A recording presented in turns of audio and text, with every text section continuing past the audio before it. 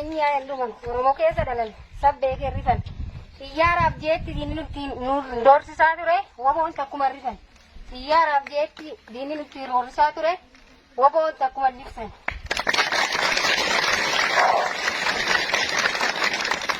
waboon maqaa keenya salphaatti hin dhufne irratti wareegamne keenyaan arganne kaayoo kanaaf jibbamne malee jibbamtooti hin dhalanne yoo arraba maqaan kee ishee bahe nyaati keenya immoo cakkee ta'e kaayoo kanaaf jecha waan nu mudate argin hunduma agarre kaayoo kanaaf jecha dhalaaf dhalchi dhabne dhalachuu hin oolle dhalannee akka namaa jiraachuu osoo barbaannu rakkoo kanaan mudanne waan hedduutti irra nu mudate kan yoomillee hin daganne jaallan hedduu irra dhabne ka deebine ijaan hin agarre uummanni Oromoo kamiyyuu akka kaayoo kanaan hin daldalle uummanni Oromoo kamiyyuu akka kaayoo kanaan hin daldalle.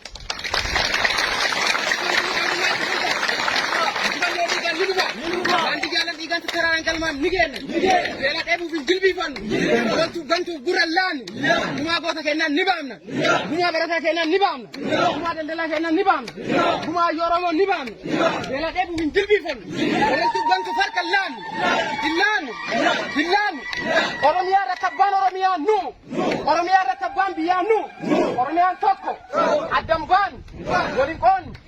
Kono kamu Oromo.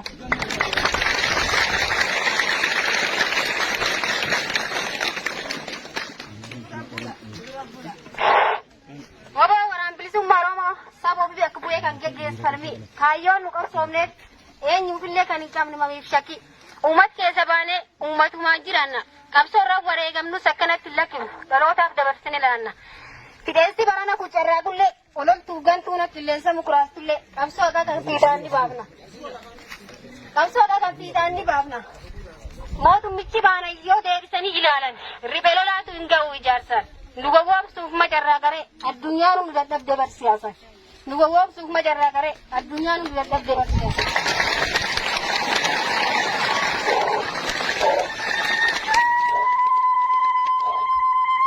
Beekumsi gaa qabnee barnoota ilchaalaan keenya maastarii digirii diplooma kanaan beekamne kan dhuunfaa keenya nu fayyadu dhiifne uummata bal'aaf jechuuf keenya miidhamne uffata bareedaa hin beeknu jijjiiranne.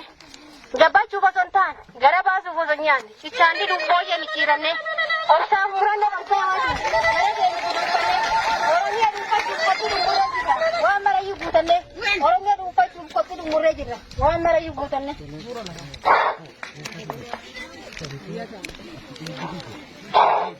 Qabniyoo barnoota ilchaalaan keenya maastarii digirii diplooma kanaan beekamne kan dhuunfaa keenya nu fayyadu uummata bal'aaf jecha ofii keenya miidhamne.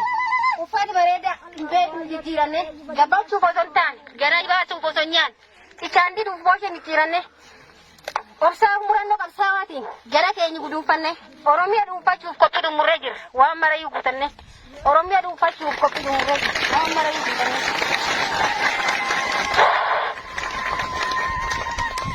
Oromiyaa wala baabsuuf nulmaan biyya uummata Oromoo harka kennuuf woboon abdii saba. Ofii akka bu'uura irratti wareegamnu malee qabsoon abbaa qaba. Uummata Oromooti abbaan qabsoo kana isaaniif quuqamne hacuucaaf cunqursa saamichi bifa gargara jala isaan baafna. Qabeenya Oromiyaa qabdu. Fuunee uummata Oromootiif gabaasna malee ofii keenya booqiin ijaarra. Uummata Oromootti mata. Borsinni ittiin bulmaata. Bulchiinsi Oromiyaa bor fedhii uummataatiin madaalame dhiyaata. Bulchiinsi Oromiyaa bor.